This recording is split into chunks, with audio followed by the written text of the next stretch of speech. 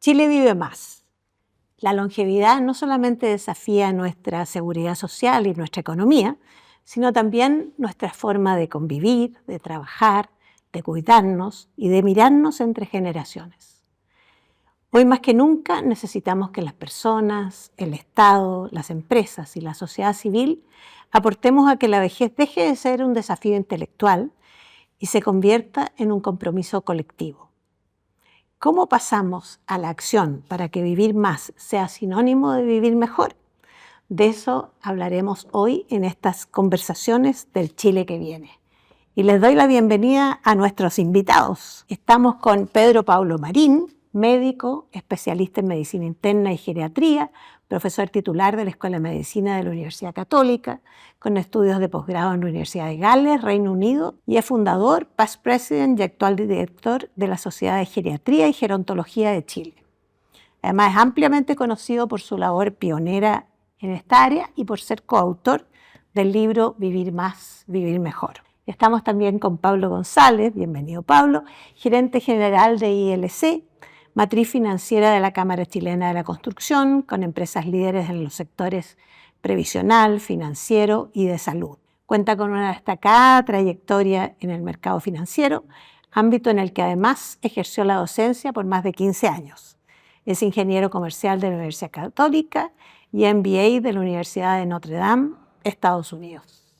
Dos grandes currículos. Pablo, a diferencia de los países desarrollados que tuvieron décadas para adaptarse a este cambio, Chile está enfrentando un envejecimiento acelerado sin haber alcanzado el mismo nivel de ingresos per cápita. ¿Qué titulares te trae a la mente esta afirmación? A ver, yo creo que lo primero, Mercedes, es que uno en su vida personal o familiar, este es un fenómeno que también lo está viendo. O sea, Total. Mi abuela materna nació el año 1922, ¿ya? Y mi hija, que nació 90 años después, nació en 2012. Cuando mi abuela nació, la expectativa de vida en Chile de una mujer al nacer era 40 años. Cuando mi hija nació, era más de 85. O sea, en 90 años de diferencia, la expectativa de vida se duplica. Es brutal. Y eso yo creo que cualquiera que escuche hoy lo vive en su entorno, en su familia. Lo segundo que creo que también es importante entender, yo lo aprendí en este grupo cuando llegué. Yo no venía de la industria de los seguros de vida, ni tampoco de la salud. Es que en Chile la expectativa de vida ha aumentado 0,2 años por año. O sea, una persona que nace 10 años antes vive o tiene una esperanza de vida 2 años más baja que una que nace 10 años después. Y ese es un fenómeno que es una buena noticia para Chile, pero impone un tremendo desafío. Un tremendo desafío presente y futuro. El año 1950 había 25 jóvenes menores de 20 años por mayor de 70 años. Sí. La misma estadística del año 80 era 10 veces. Y esa estadística, cuando uno la mira hacia un futuro no tan lejano, en 2040 y un poco más, es menos de una vez. O sea, van a haber más chilenos mayores de 70 años que chilenos menores de 20 años. Entonces, si bien suena mucho número, al final todos concurren en la misma dirección, en que una gran noticia para Chile, tener indicadores de esperanza de vida de país desarrollado, imponen un tremendo desafío porque hay que ponerse a pensar rápidamente como país desarrollado en esta temática. Doctor, usted escribió este libro, Vivir más, vivir mejor, seguramente porque usted ve una necesidad concreta. ¿Qué pasa? ¿No estamos, a pesar de que sabemos que la expectativa de vida es larga, no nos estamos preparando bien para la longevidad? Así es, pero sí se puede, y a toda edad. Entonces, el tema en medicina, el tema del envejecimiento está actualmente de moda, porque la gente de hoy día que tiene 90 años era como la gente de 70 años hace años. Después, como se dijo aquí muy bien, en los países se están envejeciendo todos. Ahora, hay que aprender, hay que saber cómo hacerlo. Entonces, este libro está enfocado a dar información útil a gente de 40, 50, 60, 70 años. Porque así se puede hacer. Así como uno cuida sus dientes y uno se los lavó bien durante toda la vida, uno va a poder llegar con los dientes mejor a más años. Y aquí lo mismo, la salud física y mental uno la puede mantener más años si sabe cómo hacerlo y se esfuerza y lo hace. Pablo, ¿cuál dirías tú que es el principal desafío o los principales desafíos que el cambio demográfico le impone al sector privado? Primero, hay un desafío de mercado laboral. ¿Ah? Estos números que hablábamos recién hacen que la forma como se compone la fuerza laboral cambie rápidamente. Y eso nos obliga a pensar bien, a pensar en positivo, en cómo adecuar ese mercado laboral para personas de 60 más. Esto no se trata de extender la vida laboral hasta el último día, ni mucho menos. Se trata de pensar en las formas correctas en que uno puede generar condiciones para que ese grupo etario trabaje y trabaje bien, y trabaje en condiciones y con reglas que son acordes a su edad. Eso hay países europeos y algunos asiáticos que ya lo han hecho, digamos, aquí no hay que inventar la rueda. Por otro lado, lo adelantaba el doctor, el tema de la salud, la prevención, la detección precoz, no solamente es extender la vida, sino que es extender una vida mejor.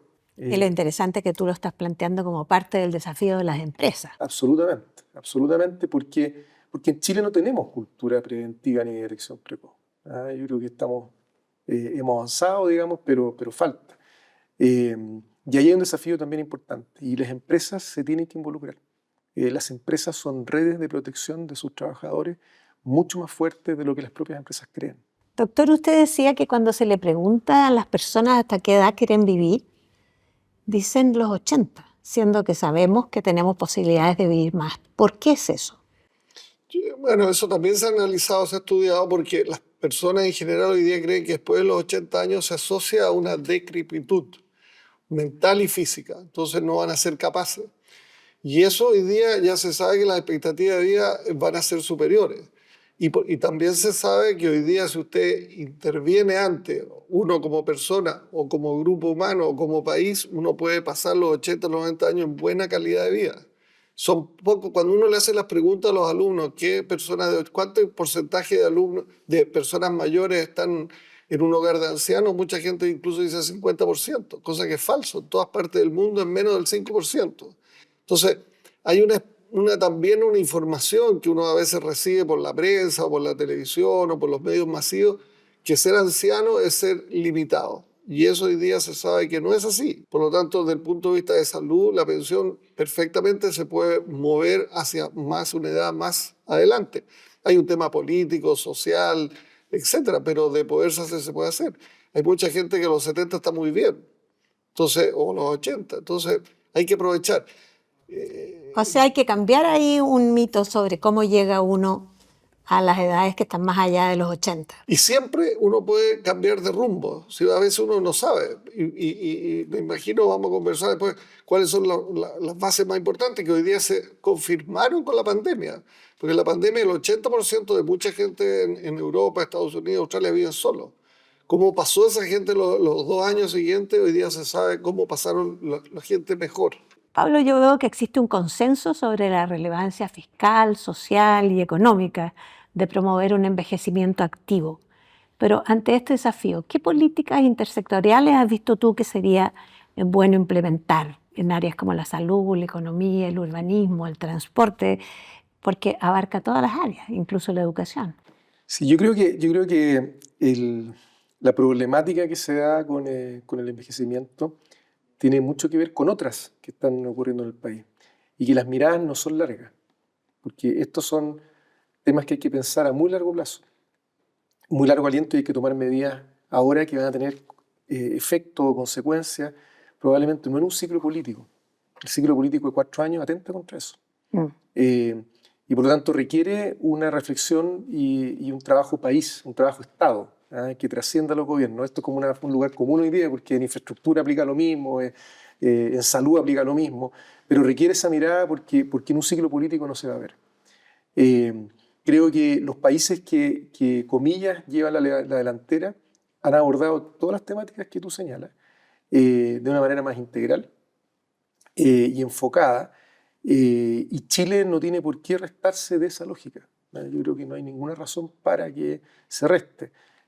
Hay que mirar la salud, la ciudad, la imagen de la vejez. Creo que es otra cosa que muchos países que lideran lo han trabajado, lo señalaba el doctor, esta imagen de la persona 60, 65 más que ya se fue a una plaza a leer el diario, digamos, y Alimentar las palomas. alimentar las palomas. Eso ya no es así. Y eso también requiere de un esfuerzo de marketing, de imagen más cultural, que cambie esa visión que hay de la vejez. Doctor, la fragilidad es un predictor muy crítico de dependencia y un desafío mayor para la salud pública. En su opinión, ¿qué estrategias concretas deberían implementarse en la atención primaria para detectar este riesgo a tiempo y evitar que se convierta en una discapacidad permanente? Es una tremenda y muy buena pregunta. El concepto de fragilidad fue introducido por la geriatría en el mundo hace 10, 15 años. Es un constructo muy importante porque si uno entiende, hoy día se sabe que no es tan importante tomar 5 remedios o 10 remedios, tener una enfermedad, tener 10 enfermedades, sino que cómo uno transita en los años que sigue para hacia adelante. La fragilidad, por ejemplo, podemos traducirla en un ejemplo. Si uno camina en un corredor o en un pasillo y le pasa algo, uno puede quedarse ahí detenido o no avanzar o retroceder para atrás. La fragilidad, al focalizarla, porque hay fragilidad física, mental, social, económica, familiar, uno la puede intervenir y puede hacer que esta persona avance en este corredor y siga avanzando hacia adelante. Si uno no lo hace, esas personas frágiles, la mayoría se discapacitan. Y la discapacidad es primero lo que uno no quiere. Uno no quiere llegar a los 70 años limitado físico o mentalmente, o los 80 o los 90. Pero tampoco, entre comillas, le conviene al país o a esa ciudad. Si uno tiene muchos discapacitados en una ciudad, en una región o en un país, eso va a salir más caro, más tedioso, sufren las familias, sufren los pacientes. Entonces, la discapacidad se puede reducir. Entonces, a pesar de que en el mundo hay más personas mayores, la discapacidad ha disminuido. Entonces, el concepto de fragilidad es un concepto importante de focalizar. Y más que medirse la presión o el azúcar, es un concepto un poco más amplio. Lo cual nos lleva a la prevención, ¿verdad? Y Pablo, la prevención suele verse como un gasto adicional, más que como una inversión. Sin embargo, hay mecanismos. ¿Y qué mecanismos de financiamiento o incentivos público-privados podrían acelerar este cambio de foco? A ver, yo creo que efectivamente, o sea, la prevención ha sido vista históricamente por el mundo de la salud pública o estatal y el mundo también de los seguros privados como algo lejano, como algo que no los toca en el corto plazo. Yo creo que han habido cambios. Por ejemplo, hoy día en el sistema privado asegurador existen metas de prevención que son necesarias de cumplir para poder ajustar las tarifas. Si no se cumple, no se pueden ajustar las tarifas. Me refiero a las ISAPRE. Creo que también las empresas de cierto tamaño también están cada vez introduciendo más la dinámica de exámenes preventivos para cuidar la salud de sus trabajadores. Yo creo que eso es algo que también hoy día está tomando mucha fuerza. Yo creo que se pueden poner incentivos a las empresas. Creo que también hay que revisar permanentemente cuál es el set, y aquí el doctor puede apoyarme más, cuál es el set de preventivos más adecuado para el momento que hay, dado los tratamientos que hay, las tecnologías que hay, porque a veces se quedan estas pautas, comillas, pegadas de hace mucho tiempo atrás, y hay cosas que ya hoy día no hace sentido hacer y otras que sí hace sentido que no están incluidas. Pero vuelvo a insistir en el rol de la empresa. Yo creo que durante la pandemia, por ejemplo, durante hitos recientes de Chile, se ha realzado mucho el rol que tiene la empresa y el sentido de pertenencia que tienen los trabajadores de la empresa. Y yo creo que eso se tiene que aprovechar. Esa es una palanca que se tiene que aprovechar justamente para los temas preventivos y de detección precoz. Doctor, usted dice en el libro que no se busca una vejez sin arrugas, sino una vejez con sentido, que me encantó. En su experiencia, ¿cuáles son los grandes factores protectores que realmente sostienen una buena vejez? Bueno, primero hay que practicarlo, porque uno puede aprender y a veces no lo practica. Entonces, hoy día se sabe que es importante, no sé, saber si uno tiene ciertas enfermedades, porque hay medicamentos y régimen para esas enfermedades que uno lo puede hacer con un control médico, que era el modo tradicional. Pero hoy día sabemos, por esto que le decía, quién pasó mejor o terminó mejor después de los 2 años de pandemia, si uno toma o no toma líquido. Una cosa tan simple y tan barata. La gente con los años pierde la sed y por lo tanto se deshidratan y dicen, oh, estoy viejo, estoy mal, estoy deprimido, y están deshidratados. Afuera los llaman, el vecino, lo que sea, para que tomen por lo menos. Influye en el cerebro, ¿verdad? Pues está deshidratado. Entonces se siente mal, se camina y se marea, pues está deshidratado. Entonces hay que tomar por lo menos 1 litro de agua. No sirve la cerveza, porque en Europa toman más cerveza, no hidrata la cerveza, lamentablemente. Con respecto a lo otro, es la dieta mediterránea. Mientras más diferente la dieta y más sana, mejor a toda edad. Y en Chile es fácil de hacerlo, practicable, y es sabrosa, y es fácil de seguirla. Después hay que cuidar las piernas. Las piernas es el factor más relevante para los próximos 10, 15, 20 años. Por lo tanto, hay que caminar atrasado, mínimo 7.000 pasos, pero atrasado, al ritmo de uno atrasado me van a cerrar el banco. Subir, bajar escalera y agregarle la resistencia a la flexibilidad. La tai chi, el yoga, los pilates, la natación son buenas, pero tiene que tener una resistencia. Si no, no es tan bueno. Y ya viene la otra parte mental que es muy relevante, que es seguir aprendiendo cosas nuevas, mantenerse activo. Yo tengo pacientes que aprenden para hablar con los nietos, aprenden los futbolistas, los que pasan los goles, entonces hablan con los hijos, los nietos del fútbol, pasan a ser la abuela más entretenida que hay, porque saben lo que está pasando ahora. Segundo, cambiar y conversar con gente diferente. Se recomienda por lo menos 5 personas a la semana diferentes. Si uno solamente habla con el marido, solamente con la hija, cómo está y qué sé yo, habla muy pocas cosas. Cuando uno va a salir a otro lado, se viste distinto, se forma distinto y conversa con gente diferente de distintos temas. No es lo mismo el compañero de colegio, la vecina, que la compañera de trabajo. Y después hay que ser positivo, no ser negativo, pensar para adelante como que van a venir mejores. Los años actuales son mucho mejores de los que pasaron hace 20 años. Nosotros no nos ha tocado guerra, nos tocó la pandemia, pero en general mejores. Hoy día los países al irse desarrollando, en general las poblaciones se van manteniendo en mejores condiciones. Pablo, yendo a esto de las posibilidades, porque finalmente el optimismo es ver las posibilidades que da la situación, ¿verdad?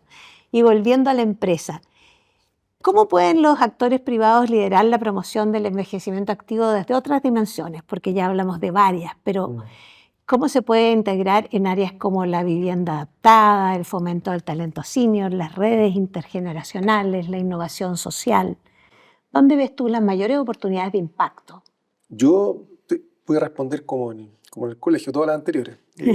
Pero creo que lo importante es que dentro de la empresa, porque hoy día también hay un tironeo, digamos, a la empresa se le pide mucho, no solamente en estos temas, sino en muchos otros. Pero creo que en la lógica de las empresas, sobre todo las de mayor tamaño, lo que no está a nivel de un directorio, a nivel de un comité de un directorio, tiende a desplazarse. Un ejemplo de primera persona, el grupo nuestro es uno de los focos puestos de sostenibilidad. Bueno, hace 6 años atrás creamos un comité de directores de sostenibilidad. Todos los gerentes, todas las empresas se alinearon detrás de eso porque se dan cuenta también que era algo que importaba, algo que era prioritario. Entonces, volviendo a la pregunta, yo creo que dentro de las empresas esto tiene que subir en la escala de prioridades. Y en la medida que sube en la escala de prioridades, pasa a ser tema relevante del directorio, de los órganos superiores, y eso automáticamente alinea. Yo quiero agregar un tema, o sea, un punto.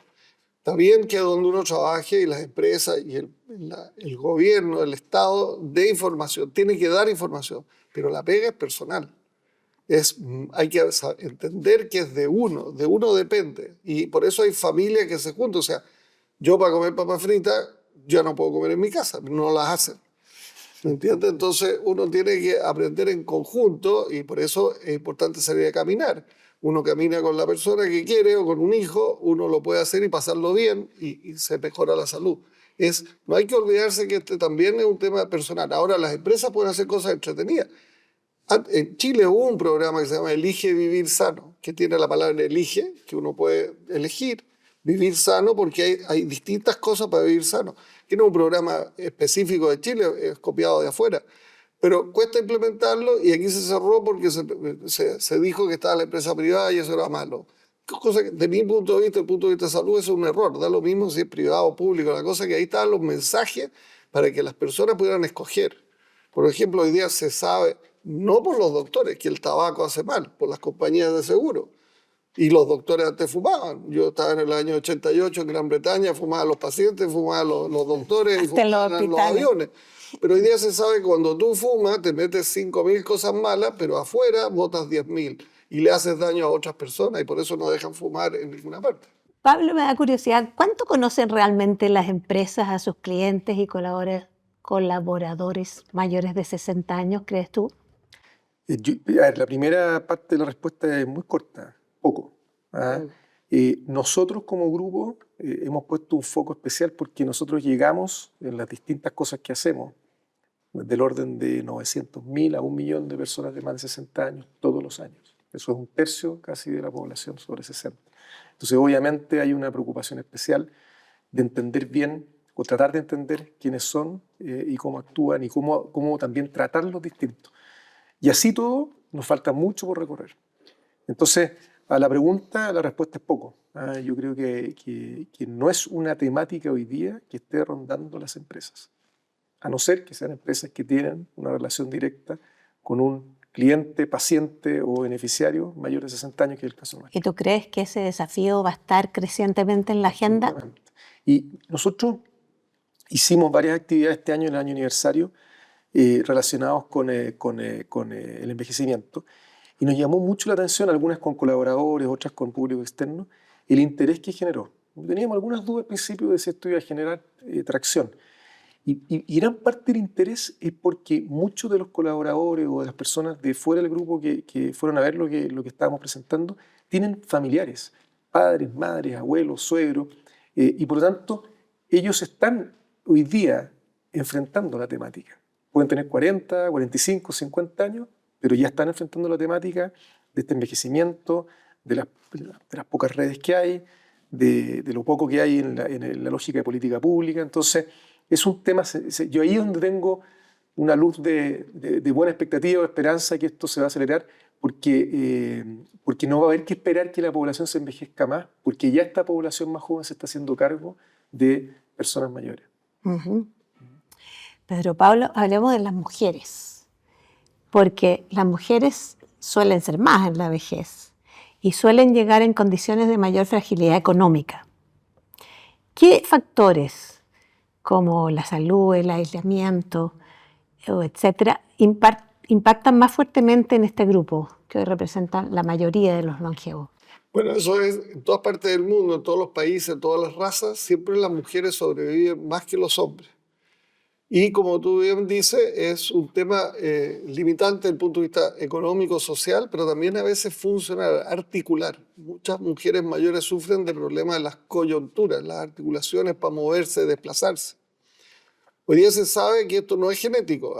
Si uno dice, mi abuelo fue de 100 años, bueno, aleluya, me parece bien, pero hay un 20% máximo que es genético. El 80% es pega personal. Entonces, ¿cómo disminuir la artrosis o las limitaciones funcionales? Hoy día hay mucha investigación de estudios, desde fármacos hasta formas de mejorar eso.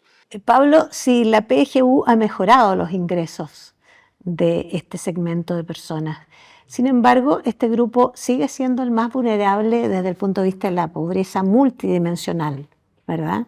Cuando se trata de las carencias en salud, en educación, en vivienda, en redes de apoyo. Sí. Ante este escenario, ¿qué acciones concretas y transversales consideras urgente tú? A ver, yo creo que el problema de las pensiones es un problema mundial. Sí. O sea, cuando uno ve el país que más gasta en pensiones, o gasto fiscal, es Francia. Se gasta 16, 17 puntos del PIB en pensiones. Ustedes vimos lo que pasó en Francia cuando hubo un intento de modificar la edad de jubilación, la reacción social que hubo, en fin. O sea, incluso el país que más gasta hoy día en pensiones, cuando se toca el tema, genera, digamos, una discusión que se va a lo técnico. Entonces, partir por ahí porque esta es una problemática. O sea, hoy día, cuando una persona se jubilaba el año 80, ¿ya? Tenía una expectativa de sobrevida después de pensionarse de 12, 13 años. Hoy día, como la edad de jubilación es la misma que el año 80, tiene una expectativa de vida de 20 años o de sobrevida después de la pensión.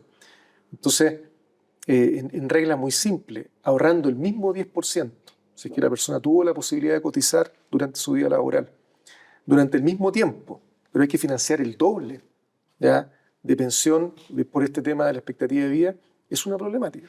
Entonces, parado desde ahí, yo creo que una de las cosas que hay que abordar es que La pensión es un elemento muy importante, clave, sin duda, para poder combatir esa pobreza multidimensional. Pero tienen que haber otros elementos, ¿ya? Como por ejemplo, cómo reducir el gasto en salud. Volvemos a la prevención y la detección temprana. Como por ejemplo, si es que tenemos un mercado laboral con buenas reglas, ¿ya? Y buenas condiciones para que personas mayores accedan, y flexibilidad, accedan a ese mercado laboral y complementen ingresos. Nuevamente aquí a veces reducimos mucho la discusión a, bueno, es que ustedes quieren entonces que las personas no se jubilen nunca. No, el tema es que la actividad, está demostrado, y el doctor lo ha dicho, que la actividad prolonga, el sentido de aporte a la sociedad, de pertenencia, prolonga. Entonces, volvemos a las reglas.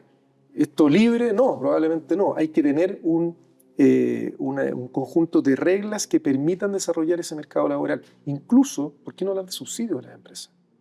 ¿Ya? Yo creo que también hay que desmitificar eso. O sea, si las empresas tienen la posibilidad de recibir subsidios, sobre todo las de menor tamaño, del Estado al contratar personas 65 más o 70 más, también es una condición que empieza a ayudar en la misma dirección. Entonces, esta multidimensionalidad, digamos, de la pobreza que es efectiva y que tiene que ver mucho con un mercado laboral que fue precario en Chile durante muchas décadas, porque no hay que olvidar que la pensión es el resultado de una historia laboral que muchas veces fue informal, que muchas veces tuvo ingresos bajos.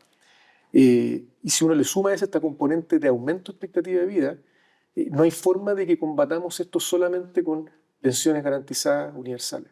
Tiene que ir complementado con otras cosas. Yo quisiera agregar un tema más de la pensión. En nuestro país el sistema de pensión mayoritario tiene una ventaja cuando se ha discutido en el mundo nuestro, que las personas jóvenes, no como en Europa, no sienten que están pagándole a un veterano allá que no conocen y que ese veterano hay que darle A, B, C, D. Hoy día la pensión nuestra, el sistema de pensiones es personal, con todas las desventajas o ventajas que tiene, pero cómo apoyar ese sistema de pensión personal, pero por lo menos en la odiosidad de los jóvenes no está en nuestro concepto. Ahora, por supuesto, esa gente mayor puede trabajar, pues jubilar no significa que no trabajar. Ahora, ¿cómo aumentarle su ingreso? Aparte de la pensión, que en ninguna parte del mundo la pensión cumple lo que uno quisiera, digamos, yo estoy pensionado y no hago nada. O disminuimos los gastos, el mundo lo tiene que buscar, o cómo yo le aumento sus ingresos. Hoy día se discute, se salió en los diarios, una gente mayor tiene su casita y tiene que pagar contribuciones. Eso, desde el punto de vista... Claro, eso es un tema muy importante. Eso no es justo que uno siga pagando contribuciones si ya pagó la casa ya. Porque eso se hizo en una época que hubo un terremoto. Pero qué interesante lo que usted plantea, que el sistema de ahorro individual podría ser un atenuante de tensión intergeneracional. Es muy interesante. Doctor, usted conoce los casos de muchos otros países que han enfrentado el tema de la longevidad. ¿Qué país lo inspira a usted?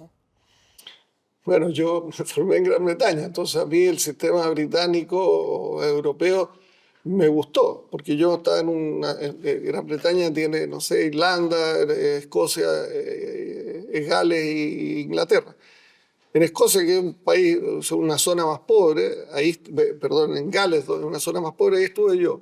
Y me di cuenta que el sistema trataban de ayudar a la gente para que tuviera información. Porque tienen médicos que le dan información, pero también todo un sistema externo que le da información.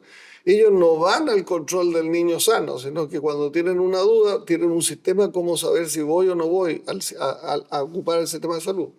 Segundo, en todos los hospitales hay unidades de geriatría, que es como si ustedes aquí en Chile no hubieran unidades de pediatría o no hubieran unidades de ginecología para las mujeres.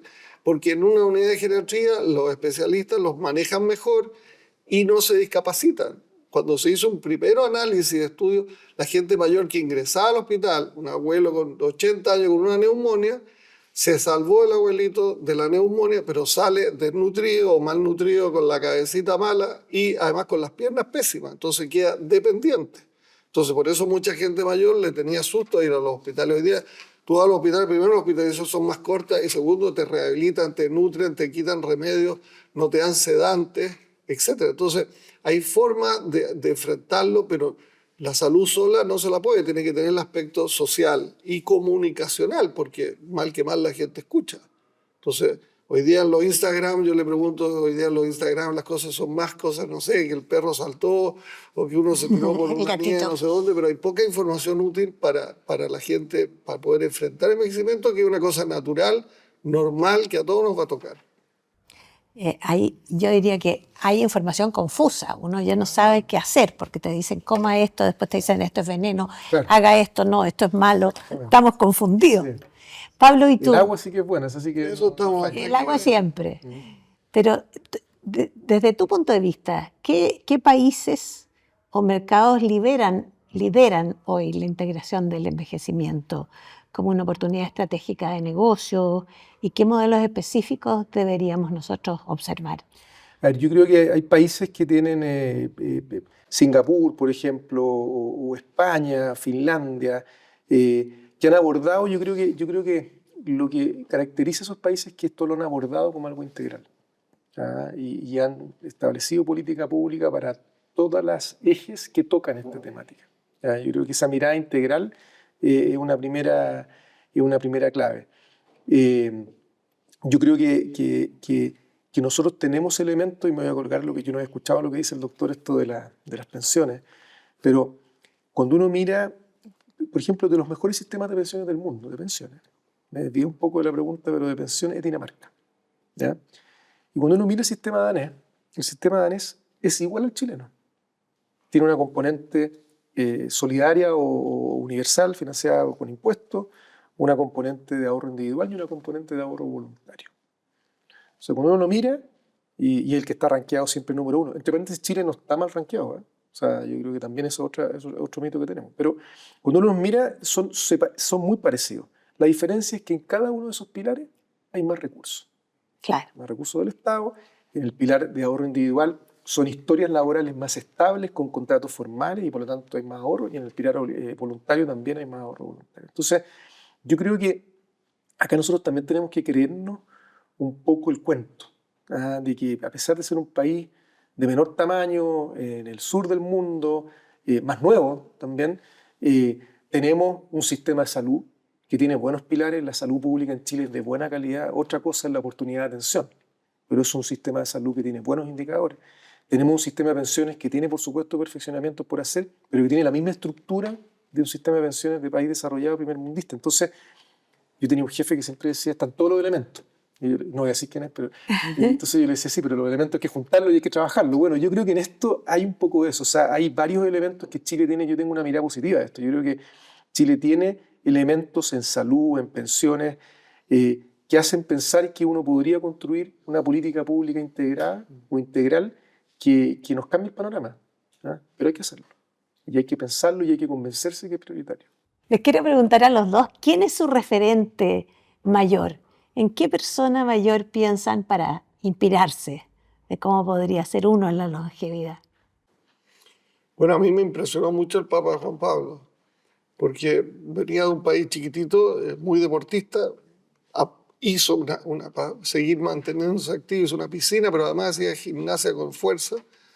Y además uno lo vio intelectualmente superior, con una afabilidad positiva, atraía gente, viajó a países rarísimos y le tocó una enfermedad limitante, como la enfermedad de Parkinson, de la cual él trató de sobrevivir y llevarla de la mejor forma posible junto con los expertos. Y falleció, porque estamos todos aquí de paso. Unos se fueron antes, otros se irán después, pero estamos de paso. Pero él, para mí, fue un marcador de personas. Pablo, ¿y tú en qué piensas? Mi respuesta va a sonar un poquito salamera, porque yo pienso yo estoy en un grupo donde hay un controlador, que es la Cámara de la Construcción, y que tiene presidentes que rotan cada 2 años. Entonces, he tenido la posibilidad de interactuar con varios expresidentes que ya son personas 60 más, digamos. Y no voy a nombrar a ninguno en particular para que no se me sienta ninguno, pero ¿por qué los miro como modelo? Porque son personas que dirigieron un gremio, estuve muy activo, y hoy día están en etapas más pasivas, pero tienen características que las comentó el doctor, que yo me quedé pensando. Primero, son personas que están siempre aprendiendo, hablan un poco del pasado, o sea que sorprende, o sea, miran mucho las cosas nuevas que están ocurriendo, tienen una mirada muy reflexiva y muy madura de las cosas. Segundo, son positivos. Quizás el origen más empresarial, pero son muy positivos. Son muy positivos respecto de lo que viene, es un poco echarse a morir. Y lo tercero es lo social. Personas que están bien activas en interactuar, probablemente no con 5, con 15 personas distintas a la semana. Entonces son personas que yo las veo con cierta frecuencia y que cada vez que las veo me sorprende sus capacidades. Hay uno que tiene más de 80 años y cuando yo lo escucho digo, ¿cómo habrá sido los 40? Porque realmente una lucidez y una manera de analizar lo que está pasando en Chile, lo que pasa en la economía, lo que pasa en la política, lo que pasa en el mundo, que me sorprende. Entonces, por ahí van mis modelos, digamos, si yo quisiera... va a sonar después cuando vean esto, entonces van a decir que... Pero no nombraste a nadie, así que no fuiste salamero. Pero no, pero es genuino. Pero hoy día cada vez más gente de 80, 90 años en mucho mejores condiciones, visible. Bueno, de Claudia Rao, pianista. No, yo encuentro que hay mucha inspiración en las generaciones mayores. Hay mucho donde inspirarse. Ahora, si ustedes se vuelan y miran hacia el futuro, ¿cómo sueñan una sociedad multigeneracional? ¿Cómo tendría que ser Chile Sí. en 20 años más para que dijéramos hemos avanzado? Yo creo que hemos nombrado hartos aspectos, pero Sí. hay uno que creo que es re importante. Yo hace 20 años atrás viví en Estados Unidos, estudié, tenía compañeros asiáticos, coreanos, japoneses. Y tenía una mirada de la experiencia de la vejez muy distinta a la nuestra. Entonces, yo creo que además de todo esto de política pública, la mirada, hay un tema cultural también de respeto, admiración y de aprendizaje. ¿Ya? Yo creo que las generaciones más jóvenes tenemos que, digamos, y me incluyo, tener esa capacidad de no menospreciar un comentario, una reflexión, una visión de una persona mayor, cosa que las culturas más asiáticas la tienen muy acentuada, muy asentada. Entonces, creo que ahí hay un aspecto que uno, si mira hacia adelante, creo que eso hace mucho. Desde ahí se construye mucho. Desde esa lógica de respeto, de admiración y de aprendizaje, se construye mucho de lo otro, de la imagen de la vejez, de la ciudad, de la salud, del cuidado, de la vida social, de pensar positivo. O sea, creo que eso puede ser un gran motor. Y en 20 años más vamos a estar en una sociedad con inteligencia artificial a todo nivel, probablemente con robots. Cuando menos. Cuando menos. ¿Cómo se lo imaginan con Yo creo esa parte tecnológica integrada? Sí, yo creo que aparte es muy relevante cómo fueron formados, educados los niños, los jóvenes. Yo aprendí por mis hijos a no botar la basura, a cuidar el planeta, a reciclar. No era una cultura mía. Nosotros de chicos tirábamos la basura por la ventana para afuera cuando uno viajaba. Y era como normal. A cuidar a las personas. Nosotros todos anduvimos en bicicleta sin casco, sin, qué sé yo. Bueno, entonces es muy importante la educación. Después es muy importante también la integración, porque cuando la gente joven entiende que va a tener que llegar a hacer eso y que esas personas, la gente mayor, mal que mal, fueron los que desarrollaron este país o cualquier país, porque esas fueron las personas que chutearon la pelota y probablemente les tocó más duro que lo que los jóvenes de ahora. Entonces hay un respeto a esas personas. Ahora, tienen su forma de ver la gente mayor a los 50, a los 60, a los 70, a los 80, diferente que a los 30, pero se complementan, hombres y mujeres con información.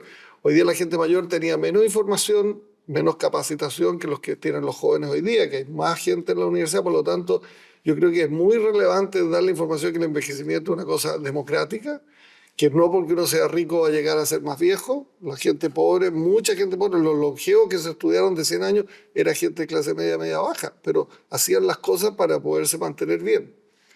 Después hay un concepto importante que no sé si alcanzamos a decirlo, pero lo interesante cuando uno ve esto es que el yo interno no envejece. Entonces uno puede tener 40, 60, 70, 80 años y se sigue sintiendo joven. Entonces uno dice, ahí hay un tema relevante, importante de destacar. Porque esa gente mayor, cuando llega con el nieto, también aprende y conversan y se entretiene. Y, por ejemplo, en muchos países, el papá agotado para educar a ese niño le pide al abuelo o al suegro que le diga algo y los jóvenes le hacen caso a la gente mayor. De hecho, hay experiencias de contratar, por ejemplo, en McDonald's, la gente mayor, y en esos McDonald's que se portaban mal los jóvenes, cuando llega la gente mayor, hay un cierto mejor respeto. O sea, hay mucha posibilidad de integrar, de trabajar, de seguir aprendiendo. Y como esa gente hoy día a los 70 años no se siente de 80 años. De 70 se siente como si tuviera 50 años hace 20 años. Hay mucho que hacer entretenido y además la inteligencia artificial, si es bien usada, va a traer información útil. Bueno, yo les quiero agradecer porque ha sido una conversación muy entretenida y muy llena de ideas. Y tal vez una buena forma de terminarla sería, lo que nos falta ahora es la acción. ¿Qué mensaje darías tú para pasar a la acción? Yo creo que estamos en un cambio de ciclo político. Yo creo que el mensaje, y va a sonar al lugar común, pero es mirada a Estado. Cuando yo me refiero a mirada a Estado, estos son temas que tienen que trascender los gobiernos. Y tiene que haber buenos pactos, buenos acuerdos respecto de que esto es una problemática país. ¿Ah? Eso es pasar a la acción. Si uno encamina esto de esa manera, creo que se ensambla en una lógica completamente distinta. Es difícil, insisto, porque los resultados no son cortoplacistas, pero tengo salud de esperanza de que el hecho que las personas que hoy día están en el Congreso, en los gobiernos, que tienen menos de 60 años, están hoy día enfrentados a la problemática o a los desafíos de la vejez por sus familias y sus cercanos. Yo creo que ese es un clic que va a ocurrir, debiera ocurrir y que nos debiera encaminar a una política más de Estado en esto. ¿Y su llamado a la acción? Bueno, a lo mejor es muy personal, aparte de las cosas obvias que... Que lean el libro. Exacto. Que se preparen. Esa es la Un primera. compañero mío de colegio, que era, digamos, del colegio, me dijo, oye, Paulito, leí tu libro y lo entendí. Yo le dije, qué bueno. Pero además compré 10, me dijo. ¿Y por qué? Le dije yo, es que tengo 3 hijas y 3 yernos, se los regalé a ellos y me quedé con 4 para regalarlos de cumpleaños, porque es más barato que un buen vino. Entonces yo creo que el libro, no es porque yo lo haya escrito, sino porque también por lo que han escuchado, es una buena forma que esto se fuera masivo, que mucha más gente leyera, entendiera, porque hay mucha gente que toma decisiones sin saber, sin la información. Entonces yo digo, el libro debería estar en todas las casas. Información, lo más importante. Bueno, muchas gracias por participar hoy de este ciclo de conversaciones del Chile que viene, que se ha centrado en este desafío que nos plantea el cambio demográfico. Ha sido una radiografía profunda y urgente sobre el futuro de la longevidad en Chile. De todas estas conversaciones han salido ideas muy estimulantes y ahora lo que nos falta es que quienes las escuchen y los líderes pasen a la acción. 1.000.000 de gracias.